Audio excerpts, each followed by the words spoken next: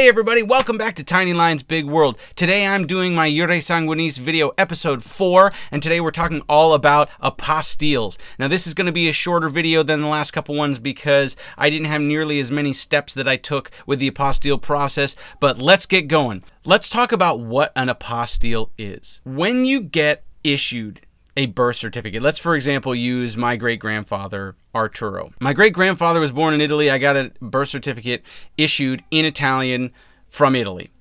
Do I need an apostille for that? No, because an apostille is an American document. So, when it comes down to his son, my grandfather was born in New York City. So, I needed to get a birth certificate from New York City. Once I get that birth certificate, I need an apostille. Now, the birth certificate is issued by the city. In this case, my grandfather was born in Manhattan, so he was issued a birth certificate from the city of New York. The apostille is issued by the state. What an apostille does is it certifies that the notary who notarized the birth certificate is an authorized notary recognized by the state. Therefore, by proxy, the document that has been issued is recognized as an official document by the state. Now, I am not an expert. Please go look this up yourself. A-P-O-S-T-I-L-L-E, apostille. I may be pronouncing it incorrectly. I don't want to give misinformation. This is all my understanding of the process and these documents. So I encourage you highly to go do extra research and make sure that you fully understand this yourself. So that's basically what an apostille is. Again, apostilles are issued by the state, where the documents themselves tend to be issued by the city. You only need to get apostilles for documents that are issued in the United States, and typically only for the documents that are issued on a city or a state level. Anything issued by the U.S. government is automatically viewed as official. I didn't need to get apostilles for, say, like my great-grandfather's naturalization documents or anything like that. Your mileage may vary because the rules may be different at your consulate. I applied in San Francisco and they didn't require it there, but you may be required to provide an apostille for a federal document at your consulate. So please, please, please, please do some more research. Okay, so let's talk a little bit about the actual steps that I took. As I went through the JS process, I did things in stages, much like I'm doing my videos. My first stage was qualifying that I was even eligible. My next stage was finding out what I needed to do and what steps I needed to take to make it happen. The third step was acquiring the familial documents. So I got all of my birth, death, marriage, divorce, all of those certificates before I ever started looking at apostilles. I wanted to make sure that I had everything covered and then do my apostilles in batches. I only needed to request documents from 3 states, California, New York, and Connecticut. I had 3 documents that I needed from California, 3 that I needed from New York, and 10 that I needed from Connecticut. The apostille process varies because the application is different, the costs are different, where you need to mail it obviously is different. So please pay very close attention to the requirements of the state that you're getting the apostille issued in. So because I had 3 New York documents or apostilles that I needed and 3 California apostilles, I tackled those first. The costs for apostilles are also different by state. When I ordered apostilles from the state of New York, they only cost $10 each. From the state of California, they cost $20 each. From the state of Connecticut, they cost $40 each. That is correct, $40. And I had 10 of them, so it was gonna be $400 out of pocket. So I did the other ones first, knowing that that was gonna be a little less money straight out of the bank right off the top. When I sent out for the documents from New York, I needed to take a couple of extra steps.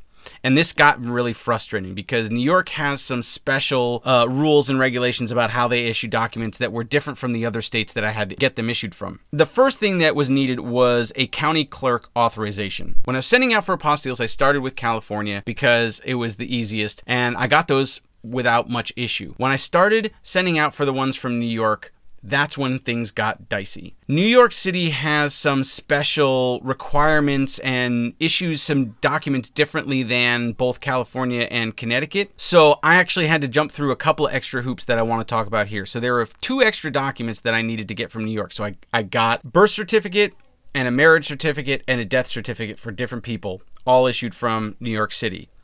For the birth and death certificate, I needed to get a county clerk authorization.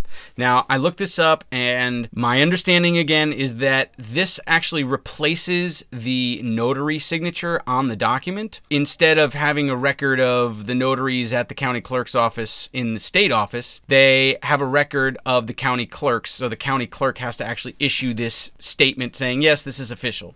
So I needed a county clerk's authorization before I could even send out for the apostille. I sent for the apostille and they sent it back.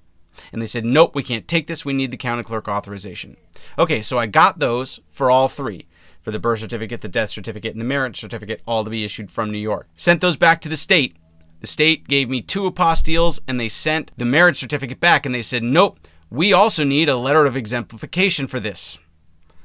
So I had to send that back to New York again for a 3rd time. But essentially it comes down to, in order to get an apostille from New York, I needed both the county clerk authorization and the letter of exemplification for the marriage certificate. Look, I can't claim that I truly understand the reasons why they needed all this stuff. They told me that I needed to get it, so I went and I did it and I got it and I spent the money and dealt with it. Again, do your research. Please, ask questions, but sometimes you just kind of gotta jump through the hoops and do what they tell you to do to make it all happen. By far, that was the most complicated step of the apostille process. The rest of it was just coming up with the money and sending for them. I did the Connecticut ones in 2 batches, so I sent out for 5, and then when I got those back, I sent out for another 5. That way I was only dropping a couple $100 at a time rather than $400 US. But ultimately, the whole process went pretty smoothly. The apostilles were pretty easy to get. I needed to send the original document in along with like a photocopy of my driver's license, certified check. Usually I got either a money order or a cashier's check issued if it was a large enough amount. You have to usually have a notarized application. So there's a number of documents you have to send to them in order to get the one document you want back. This is a complicated process, but if you write everything down and you spreadsheet it all out, I showed the spreadsheet in my last video and I'll link the previous videos down below. Please be studious is the only thing I can recommend. Just be diligent, be organized, write it all down, and keep track of where you are and what you're doing. This can get overwhelming. It's complicated. It's not hard if you're diligent. It's just complicated. They make you go through a lot of steps.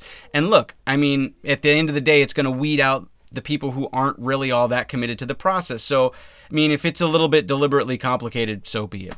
So that's really all I've got to say about apostilles today. I really hope you enjoyed the video. Please like below. Please subscribe to the channel. I've got 1 or 2 more Jure Sanguinis videos coming to wrap up the whole process. I'm still waiting for my citizenship notification to come through, so of course I'll keep you guys posted about that. We're going to have more adventures coming soon. We're going on a few trips, so please look for those on the channel, and I will see you guys next time. Bye!